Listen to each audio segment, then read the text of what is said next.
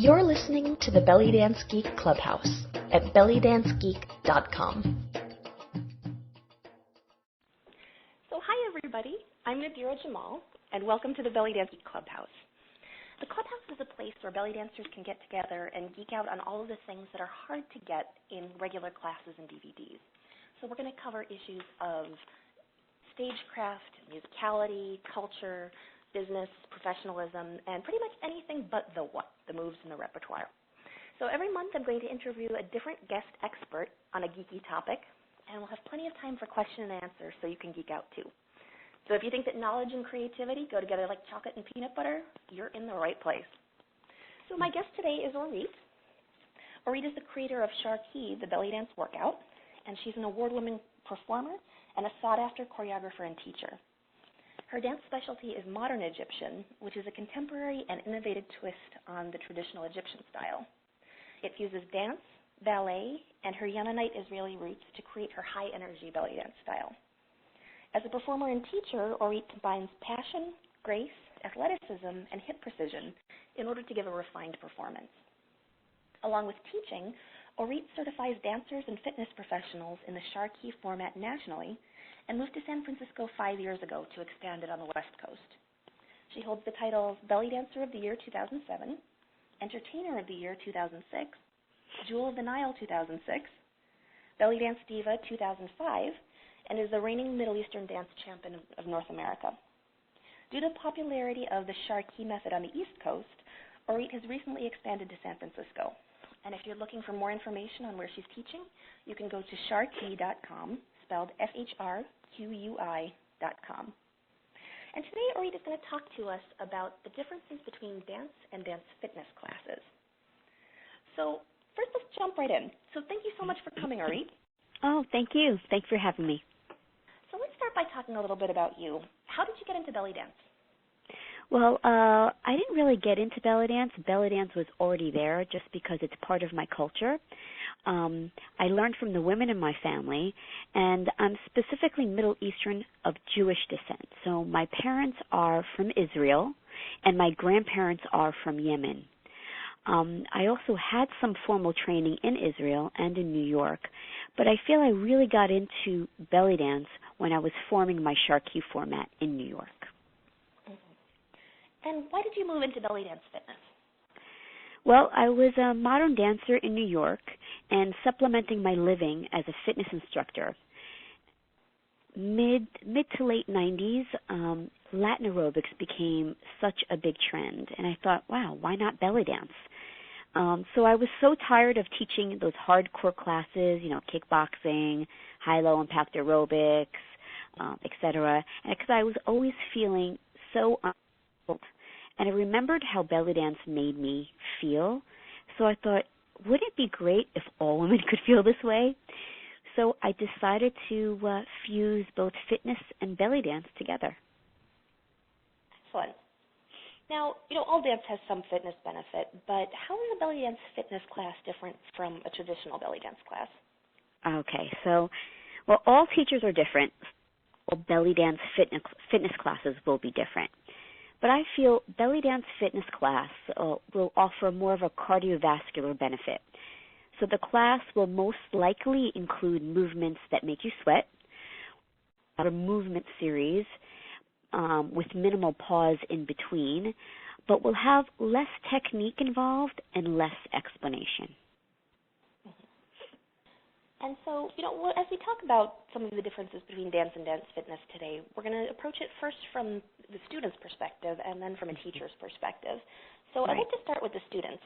If a student is, thinking about taking a dance class and they have a choice between a dance fitness class and a regular belly dance class, Right. what should they consider as they make that choice? Well, first they need to decide what they want to get out of the class. Do they want to learn the art form or do they want to get a workout? So let's say they decide that they want to learn the art form. I feel they should research the teachers. That's a big one. They should see how long they've been teaching, which is incredibly important because we all know that there are instructors out there that have taken just a few classes and feel that they're ready to teach.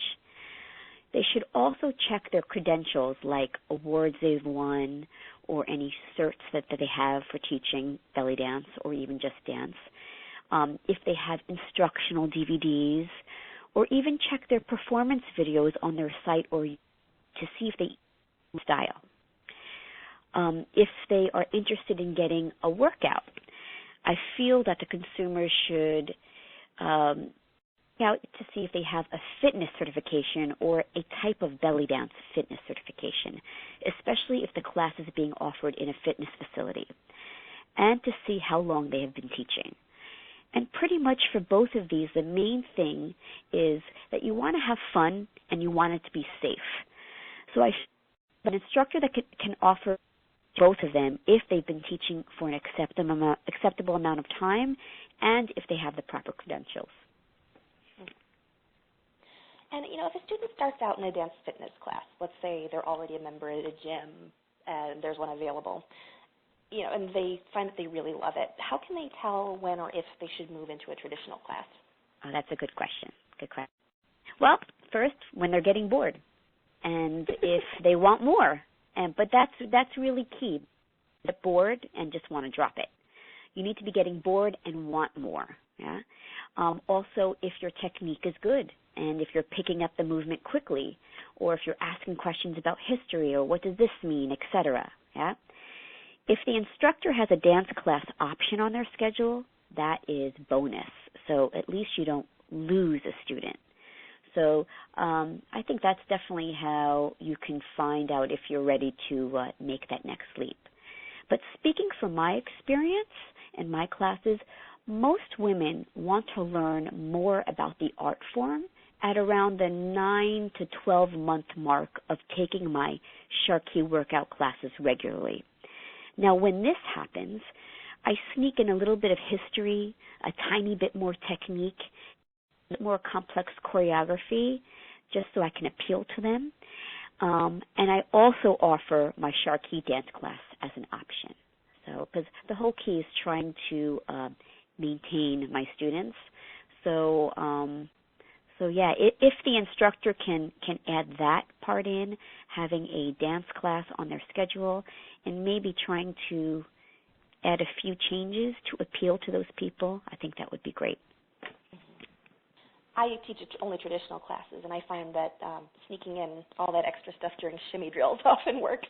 Yeah, totally. It's a distraction when they're working that hard. So even people who aren't necessarily interested in the history, et cetera, are much more open to it at that point. But that's my side. And so, if you have a student who's already taking traditional belly dance classes, is there any role that dance fitness can play in their training? Good question, yeah. Well, as we know, it's important to exercise, right, for at least a minimum of 3 times per week. So I think belly dance fitness classes for the traditional belly dance student would be a no-brainer, yeah, right into their weekly fitness regime. I feel like it could just simply enhance their dance by increasing their stamina, and maybe they can learn a few more moves at the same time. I definitely have to second the recommendation for stamina.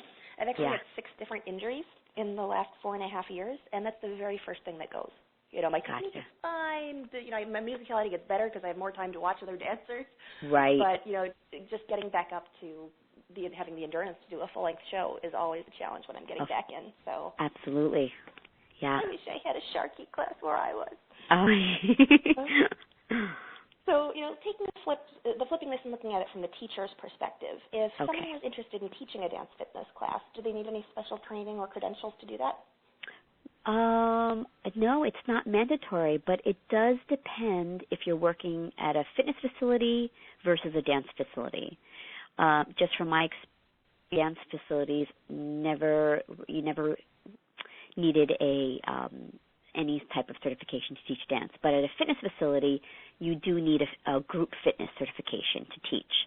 That or a specific certification that teaches that specific dance class that you're going to offer. Like, for example, like a Zumba class or any other, like a Masala Bhangra class.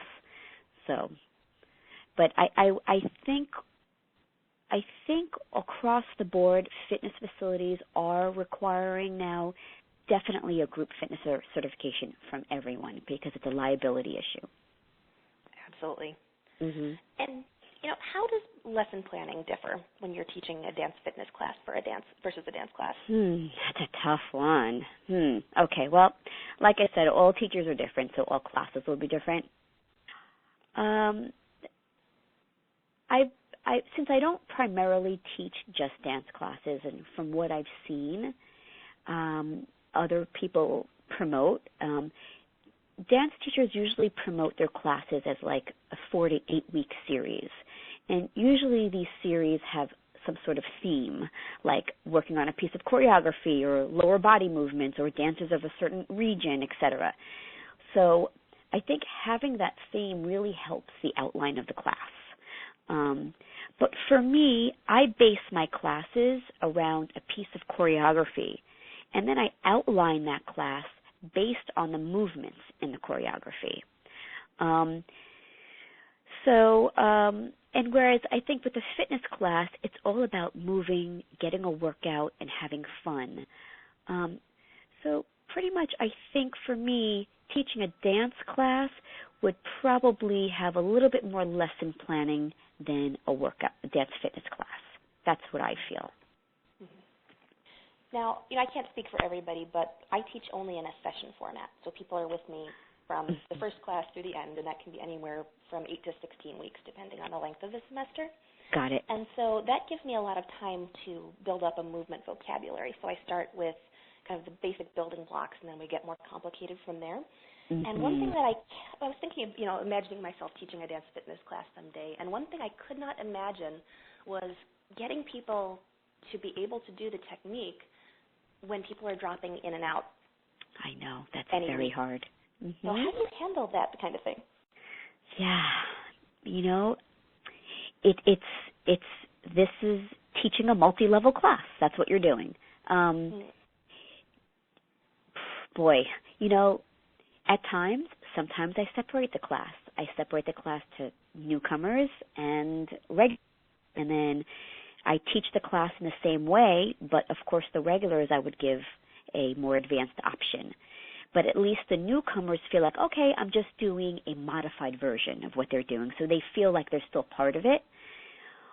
Or I structure the class with, maybe like sections of just easier cardiovascular movements where I just repeat a lot. So if it's challenging for the newcomers, at least there's going to be a point where it will be easy and they'll feel like they are with everybody else and they are up to par with everyone else. That's a really, really hard thing to do, and I think it takes years once you're an instructor to really get that down pat. So that's a great question. Mm-hmm. So, you're a dancer, you're out there performing, teaching, choreographing, and so you're already part of the main dance community. How does dance fitness fit into the belly dance world? Are the other teachers pretty accepting, or is it, opposing camps? I think initially they were accepting, yeah. But I also feel, though, now that they are, the dance community is realizing that dance fitness actually complements their classes. But in the beginning, I felt like the dance community felt dance fitness was unauthentic.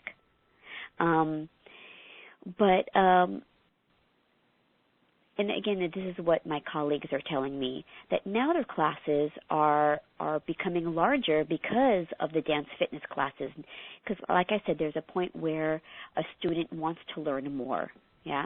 So then the regular traditional dance classes are becoming more full. So I think now that the larger dance community is realizing that, yeah, these fitness classes are complementing ours. Yeah, I think that there's also a certain amount of value in getting the people who are not interested in learning, who just want to show up and move, into a space where they'll be happy. Right. I've always been very careful to position my classes as this is a learning experience and a cultural experience and an artistic experience. Right. And so I haven't gotten that many people who are completely uninterested in the art form. But when I've had, they've actually been a pretty big drain on the energy in the class. You know, the people who kind of sigh in the back row. And so I think that there's actually benefit. So even though I didn't get, you know, their $125 for that session, right. you know, I am, you know, kind of clearing space for the people who are going to stick around and be a positive force. But and even if they don't, you know, even if they don't stick around, maybe for just one or two classes, they do stick around. At least you're getting more students through the door, right? Mm-hmm. And that's more money because really, we do want to make money, yes. Absolutely. And, you know, another thing I like to think about too is that, you know, I feel like everybody who comes through the class of any kind, as long as they have a positive experience, that's one more person in the world who can advocate for belly dance. Absolutely. You know, that's one more person whose 14-year-old daughter isn't going to be told, you can't move your hips because that's dirty. Absolutely. Right. So, anyway, that was way off topic. Sorry, but you're touching on some of my favorite things here. So how is promotion different for a dance class versus a dance fitness class? Okay. Well, the fitness industry is much larger than the dance industry, so you're promoting to a much larger group, thus potentially more money, right? But I also want to just touch on Zumba too a little bit.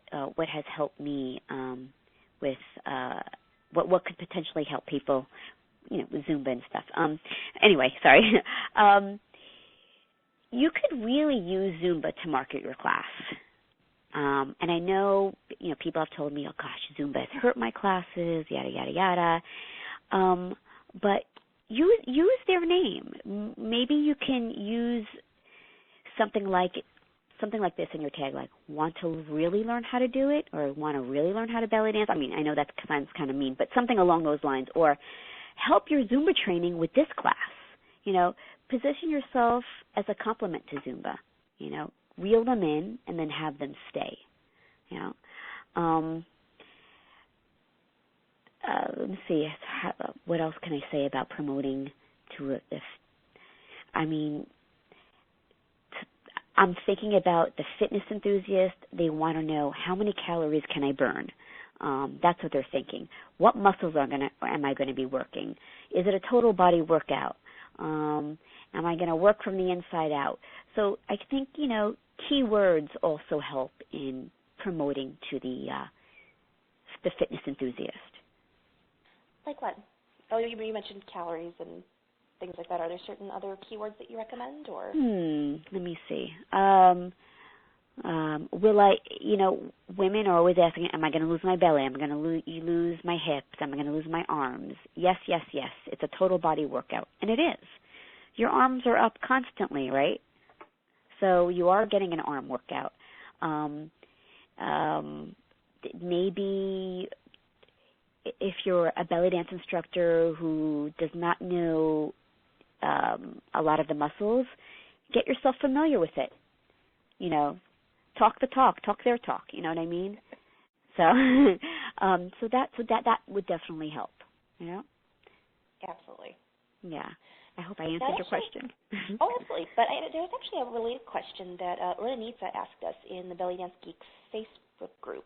That I'd like to add because it's a great add-on to this. And she asked if there were, you know, different types of clients that you find in the fitness world. You know, like in regular classes we have, you know, the 40-something housewife who's looking, you know, to get something new in her life after her kids leave home, or the, you know, young lady who's, you know, been out of college for 2 years and needs something, you know, interesting to do, et cetera. Do you find that there are certain types of clients? Oh, gosh. In my classes, I get the whole gamut. I get from 18 to 70 years old.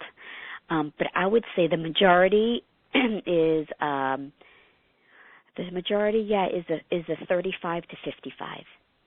Is the mom with young kids needs to do something fun, right? And, and the mom with, older kids who finally has time for herself and wants to feel sensual again. So I think that is the large demographic there. Excellent. And, you know, my own question, just an add-on to that is, do you ever get, like, the gym rat type? the people whose primary hobby is going to the gym and trying out the different classes and the different Yeah. machines? And do they tend to stick around? No, they don't tend to stick around. No, they don't. People who come to my classes come for a specific reason. I mean, there are gym rats who are dancers who just love dance classes. Yeah, I get those, but the gym rat who is going to take a few classes and who especially loves doing the machines or the treadmills or whatever, the weights, no, they won't stick around. Gotcha.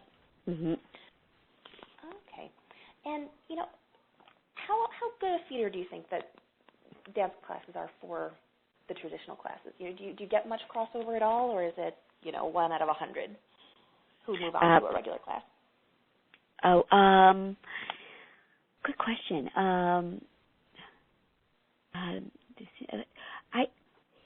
People tend to stick around, and again, I can only speak for myself. The students that start with me and who want to go and learn a little bit more, they either come back immediately or they come back about after a year, and they say, they prefer to study with me due to the balance. They get everything. I hope I don't sound conceited saying that, but I'm just, telling you what my students say. So again, I can only speak for myself. They do stick around usually. Mm-hmm. Yeah. And if you're let's say you're teaching a dance fitness class, and you do have students who have been staying with you for a while. As a teacher, is there any way to identify students who may just need that little push to move into a class? In a regular class, you can usually tell when it's time to push a student to the next level, and say, right. Really, you should be in level 2 now. Yeah. Are there any signs in a fitness class that you see? Oh yeah, if they're picking up the movement quickly, if their technique is amazing, if they're able to execute the movement quickly and precisely and clearly, for sure. If they're in the class and always enthusiastic, and maybe if they're not even breaking a sweat, I don't know, or just those are signs that a student is ready to take the next step, for sure. And we didn't really discuss this that much before when you and I were chatting, but is there a significant benefit to adding a dance fitness class to your roster if you're a teacher who's already only teaching traditional classes? Absolutely. It's more people in the door. Again, the fitness community is much larger than the dance community, and people pay money to work out. Why wouldn't they pay money to work out and dance at the same time? My classes are always full. And my dance class, the SharQui dance format class that I teach, not as full. So there's your answer. It's absolutely smart to start up a dance fitness class. If nothing else, it's probably nice to teach a class that you don't have to bother promoting. Right, Sometimes and I also think that's half the work. That's true. You're right, because the facility is going to promote for you for the most part. Yeah, absolutely. That's another benefit. Mhm. And also, just think about it. Think of it as, look, if I add a dance fitness class, and maybe I'm not that into it, but that's a way to get people in the door, reel them in, have them stay, and then have them graduate to your dance classes. Think of it as a marketing tool for you to get students, more students. Gotcha. Mm-hmm. Now, you don't have to answer this in hard numbers if you don't want to. Okay. But, obviously, if you're teaching a class at a gym or another facility, usually you're a contractor for them, is my understanding. Correct. And so very often you're getting paid by the hour rather than based on enrollment, which is how you earn your money when you're a teacher. Every student pays you individually. Correct. Do you find that the pay is usually worth the time? Absolutely. Absolutely, absolutely, absolutely. I am surprised there aren't more dance teachers teaching in fitness facilities because of that. I'm very surprised. Excellent. Yeah. So, we've kind of gone all over the map because I've asked you lots of different questions here. If you had one thing to say to students who are thinking about a dance fitness class. What would you say to them? Who are thinking about taking a class or my class Any specifically? Dance fitness class. Anyone. Would I say advice or one takeaway? There's one thing they should keep in mind. Taking a dance fitness class. I'm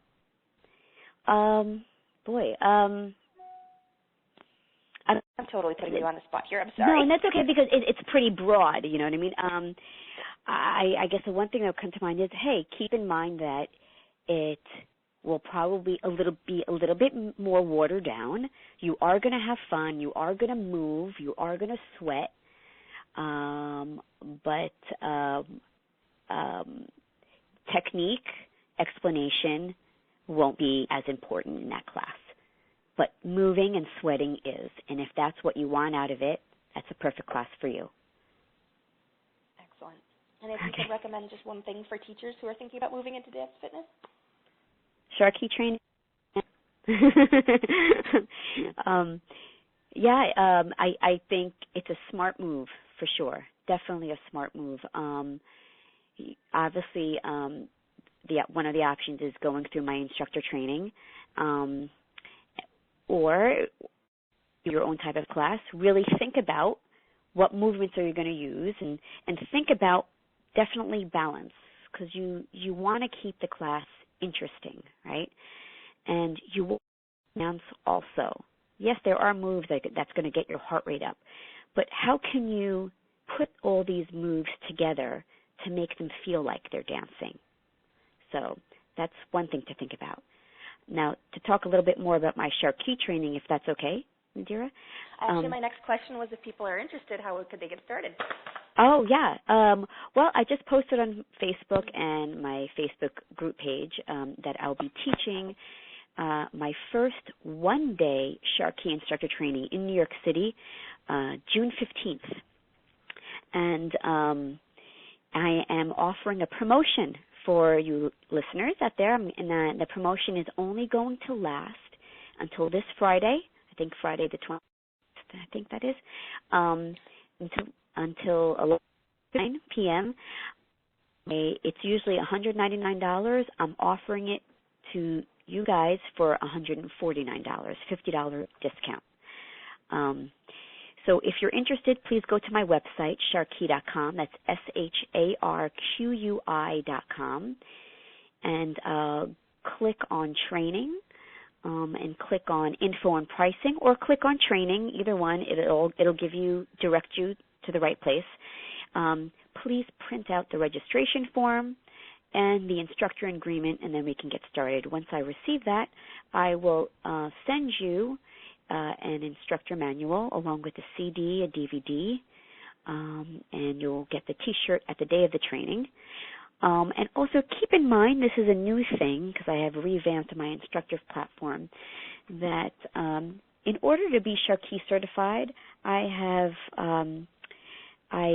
have this instructor training program called the SharQui Crew, where I provide continuing education. So what I will be providing you on a quarterly basis is pre-choreographed classes along with music and or low-cost music. It's very hard to find Middle Eastern club music, the 32-count bass, which is like fitness music, that is continuous and the tempo doesn't vary and the rhythms don't vary. So you can get that by signing up with my program. So keep in mind, again, in order to be SharQui certified, you must be part of this SharQui Crew program. But all the information is on my website. That's about it. Excellent. And can you tell us a little bit more about what the process of getting certified is like? You know, are there live things that you have to do or tests or anything? Yeah, it's a live training with me. It's 6 to 8 hours.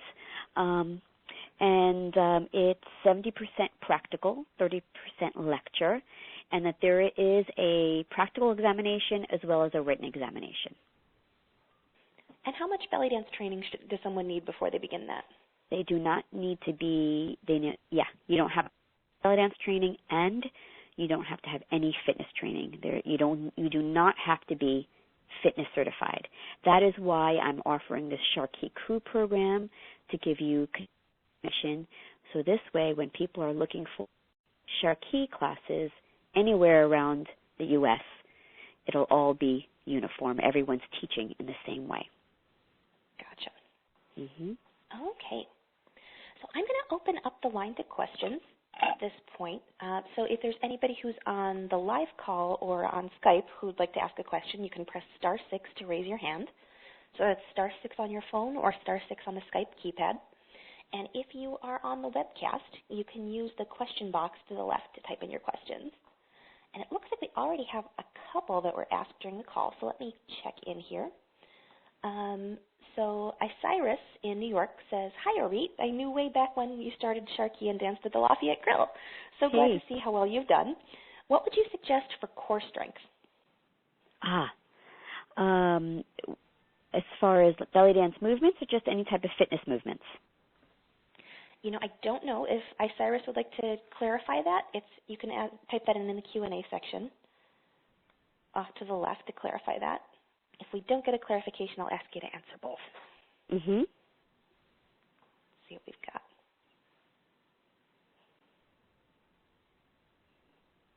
Okay.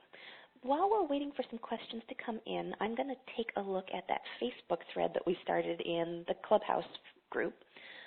Again, if anybody who's on the phone call wants to raise their hand to ask a question, you can press *2.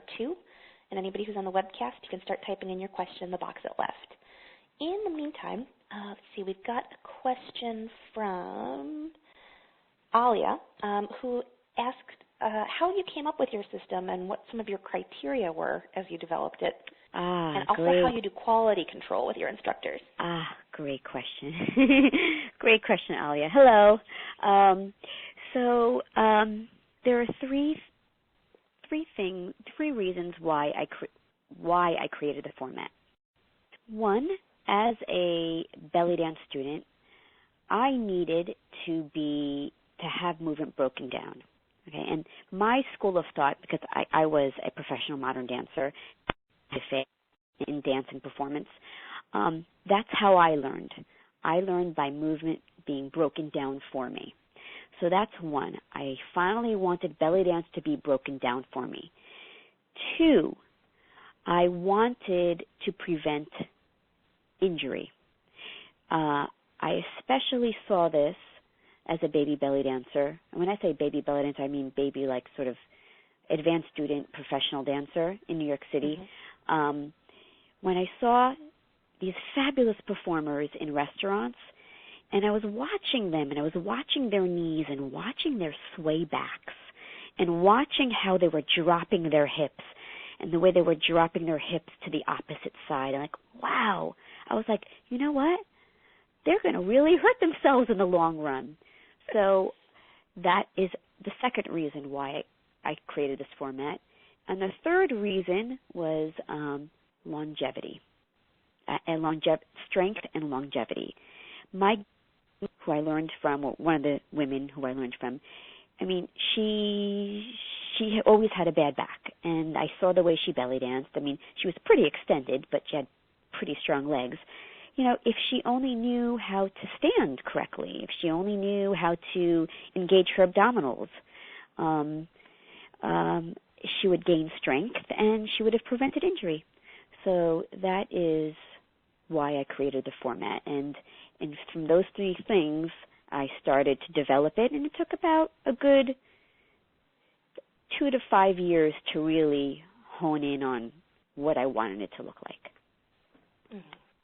Now, this is my own question on that. My understanding is that SharQui is the only belly dance format that's certified with ACE. Is that right? With ACE and AFA, but now I realize there is another one out there.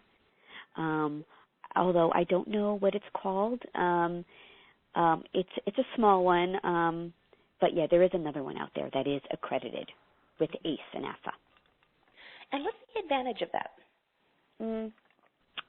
It gives you credibility, and it gives you more students to come through the door, especially if you're teaching workshops, because you're considered a provider for fitness. You get fitness professionals who come in and take your classes so they can get their credits to get recertified for their own certification. That means more money. That could be more student retention. So a lot of reasons. Gotcha. And does that help when you're approaching a gym about teaching there, or? Absolutely. And because of that, I became a provider. I am now a presenter at fitness conventions. So I present for my fitness college, for fitness professionals. My format. You're like the belly dance ambassador to the fitness world. I guess so. Yeah. Awesome. Now, Alia had one more question related to that, and she asks how you do quality control with your instructors. Correct. So sorry, Alia, I forgot to answer that. How do you do quality control? You can't. I mean, even having a DVD out there, and someone can just totally copy it and call it, a different type of format and just use exactly what you've been doing on the. You just can't. You have to give that up, totally. How I'm going to create more quality control is now providing this SharQui Crew program, this monthly instructor membership, and that's how I'm going to do it going forward. So it sounds like what you were talking about is other people who don't have the training calling themselves SharQui instructors. Is that right? Calling them SharQui instructors, even using my format, and then calling it a different name. Just Gotcha. Teaching the same exact class. I mean, that could happen to anybody, not just mine. It can happen to any belly dance class, yeah. Absolutely. Now, my own question, follow on that is, how do you do quality control with the people who do come for you for training? Do many people flunk out of the test? In the past, with old training, because it was a 3-day training, it was 18 hours, very, very intense. Yes, people have flunked, but I could say only, out of the 60 instructors that I have, I would say only 6 have, and they didn't want to retest. Gotcha. So very small amount. Yeah, and again, again, still no quality control even with my instructors. I mean, some of the instructors that I have, they let their certification lapse, and who knows, they could still be teaching. So. Gotcha. Okay. So I have a follow-up from Iris in New York, and she said whichever. So her original question is, what would you suggest for core strength? Yeah. And she says in either context. In what context? Her answer was whichever. So I think whichever. To clarify for belly dance or for fitness. Oh, okay. So I'll answer for both whichever. then. Okay, whichever. Okay, let's belly dance. Excellent for your obliques, figure 8s, and that includes Mayas also, or vertical, wherever you know them as. Definitely. Pelvic tilts, and pelvic tilts forward back, and I'm talking about bringing your pelvis forward. Let's just say, but bringing it forward with your lower abdominals and not your buttocks, not your glutes.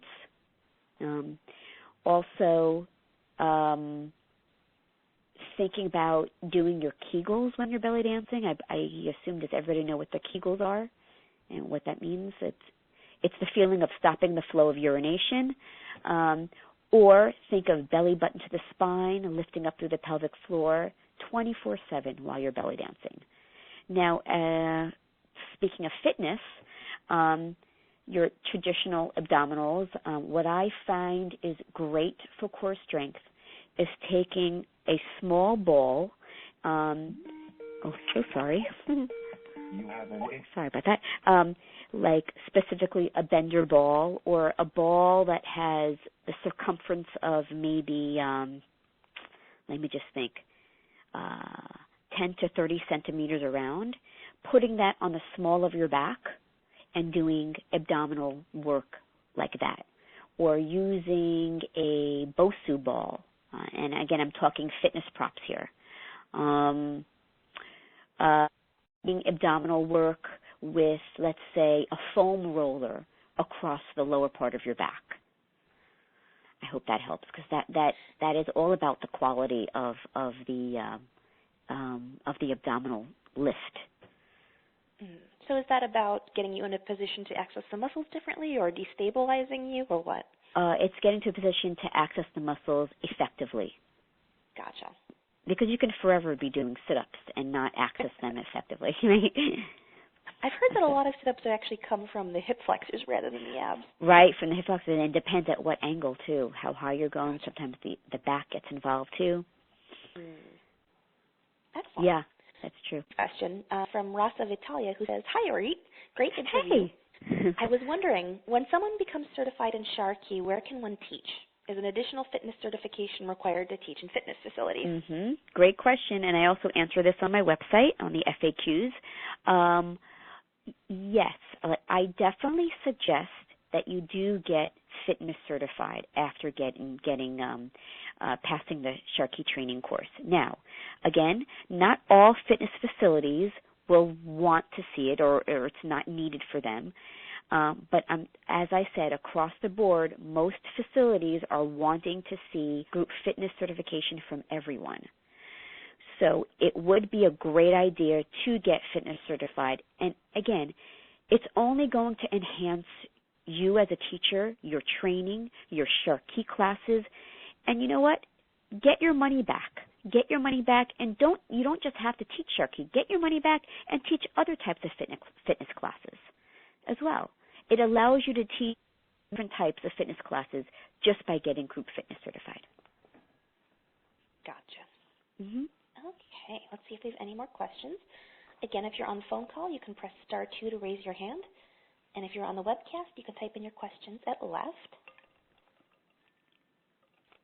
Okay, and Rasa has a follow-up question. She says, once an instructor becomes certified in SharQui, how long before you need to become recertified? Oh, good question. It's a year. It's a yearly certification. And again, being a member of the SharQui crew, that's the only way to be certified. I'm going to give you pre-choreographed classes. I am going to give you the class plans. It's going to be there for you already. You don't have to think. Gotcha. And my own question on that is, so for all this recertification, is that also in person? No, it's all online. Oh, okay. So that might be helpful for somebody who doesn't live near where you're going to be. Oh, so absolutely, yeah. One trip to a live thing, and then after that, everything can be maintained online. That's awesome. Yeah. Okay. So Isiris also said, if you're certified with these organizations, your student you know how the body works, and you know how to avoid injuries. Correct. Which is an excellent point. And her question says, how is lesson planning different for fitness and traditional dance? Which I know you touched on, but if you'd like to summarize that again, that would be great. Oh, okay. Yeah, absolutely. So I can only speak for my SharQui format. Here's what's different. The lesson plans, what I offer you in a SharQui training is I give you all the belly dance movements that I use in my format, and we work on transition moves, and we work on moving from one side to the other side, to forward, back, to diagonal, yeah? And we do all this in 8 blocks of 15 or 32 counts. That is a typical fitness class, a high-low impact aerobics class. So think of it, it's just a high-low impact aerobics class with belly dance movements.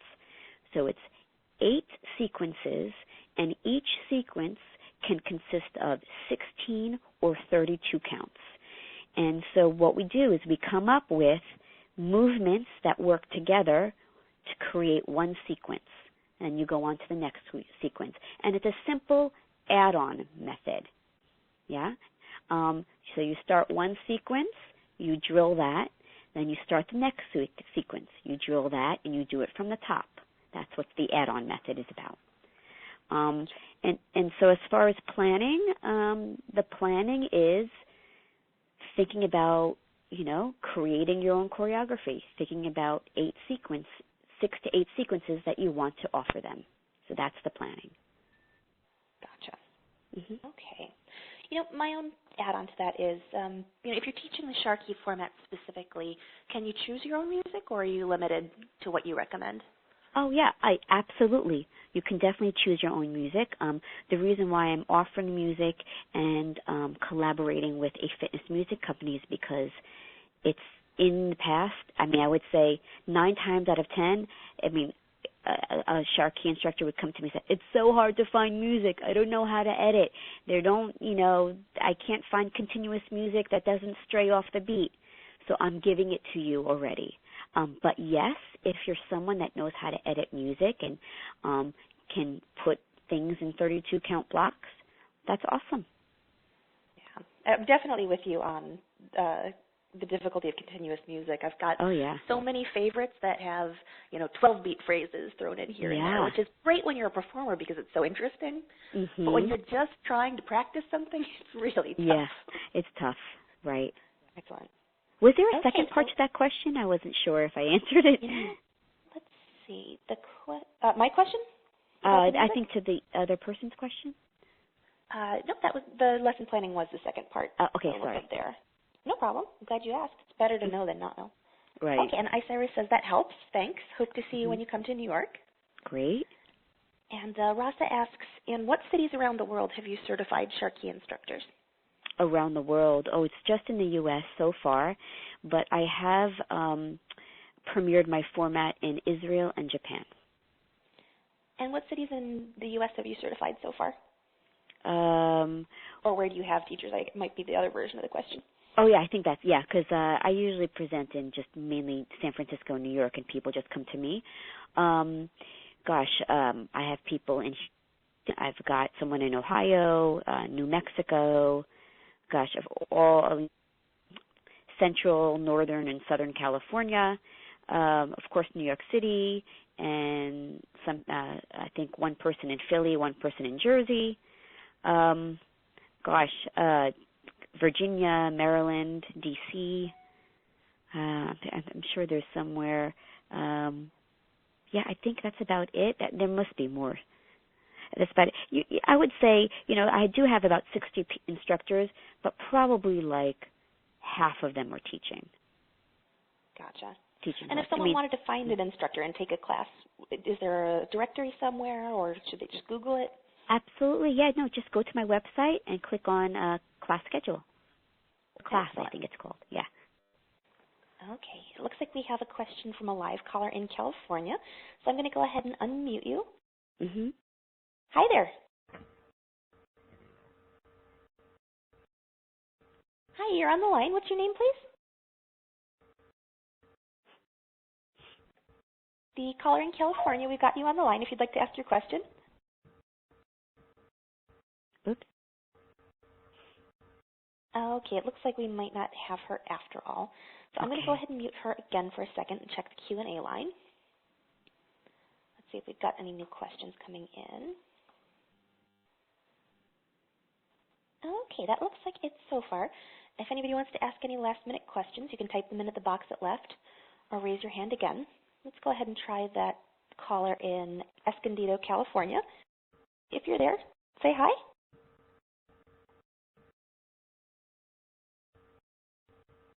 Okay, I don't think we've got you. Okay. All right. Well, that's okay. If you think of anything else, you can raise your hand again, press star 2. Otherwise, I think we might just about be done with the calls. Let's see. Okay.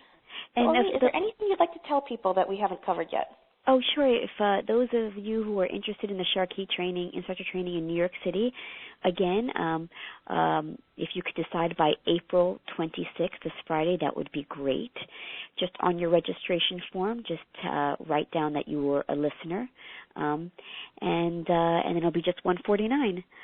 Also, along with teaching the instructor training in New York City, June 15th, I will also be teaching at Alvin Ailey. I'll be doing an Egyptian fusion choreography on Monday, June 10th, and I will also be showcasing my new signature workout on June 11th from 7 to 8 p.m. This is all on my Facebook group page. If you want to be a part of it, feel free to, do you invite yourself to be part of the group, or do you ask to be part of the group? I think that's how it works. I'll definitely approve you. And also I'll be teaching at the Theatrical Belly Dance Convention from June 6th to June 9th. Excellent. So hope to see you guys there. And one thing I think you haven't mentioned yet that might be helpful for people who want to dip their toes is that you also have Sharky Dvds, don't you? Oh, yes. How silly me. Thank you. And I'm pretty sure you're also, you've got online versions too. Are those on BuzzTV? Right, that's on Buzz TV. I have an online version. If you just, if you like watching from your monitor, and if you want a nice discount, or just you can buy it through Amazon. Just go to my my website, and it'll direct you right there. Excellent. So that's a great way to dip your toe in the water. Yes, absolutely. Okay, it looks like our caller from Escondido is still there. So I'm going to go ahead and unmute you. Hi there. Hello. Hi. Who am I speaking to? This is Amira. I guess because you had said California, I'm in New York City. Oh, gotcha. I think it's going based on your phone number, so that's probably why. Okay, well, thank you for raising your hand. What would you like to ask Oreet? Well, she answered all of my questions, but I just wanted to say hi, and I'm so happy that she had this interview because it was just a great timing for me. And I actually had ECD in New York ask the question for me, that lesson planning question for me, because I couldn't get in before. So I wanted to make sure that she answered the question for me. Okay. Okay. Okay. Is there a question? Is there another question? No, there really isn't. I just wanted to say hi and and tell you that I thought the interview was great. Oh, great. Of course, it's nice to finally say hi. It's been a while, huh? I know. Last time I saw you, I think it was in New Jersey. Oh, right. Yeah. At Casa. Oh, yeah. Yeah. Are you going to come to any of the classes? I would love to see you. We should hang out. I know. I like the fact that you're having that one day of certification. I think I might try to. Yeah, absolutely. And Steve was just texting me, telling me she wants to let it out in Turkey. Okay. Well, thank you. Well, thanks for chiming in. Thanks. All right, thanks a lot. so Okay, so I think that's all we have for questions so far. I'm just going to check the webcast one more time. Okay, well, I think that's it for tonight then. So thank you so much, Oreet. Oh, thank you for having me. And thank you, everybody, for coming. So this is the end of our call, but the conversation doesn't have to end. So we've got a private Facebook group for the Belly Dance Geek Clubhouse. I'll send out a link to that shortly, as well as a link to Oreet's website and to the training page where you can get the instructor application so you can get started if you're interested. And I will also include a link to ask you for your feedback about the Clubhouse. So if you have any ideas for topics or speakers or anything I can do to improve the Clubhouse, I would love to hear from you. And again, you'll get that a little bit later tonight. And our next call will be on May 17th. We're going to be doing that at 1 p.m. Eastern Time, which is a departure from our usual evening slot. And my guests are going to be Rania Renee and Anasma, who are the organizers of the Theatrical Belly Dance Conference, which is the event that Oreet mentioned earlier. And the two of them are going to be talking about using theater technique to enhance your performance.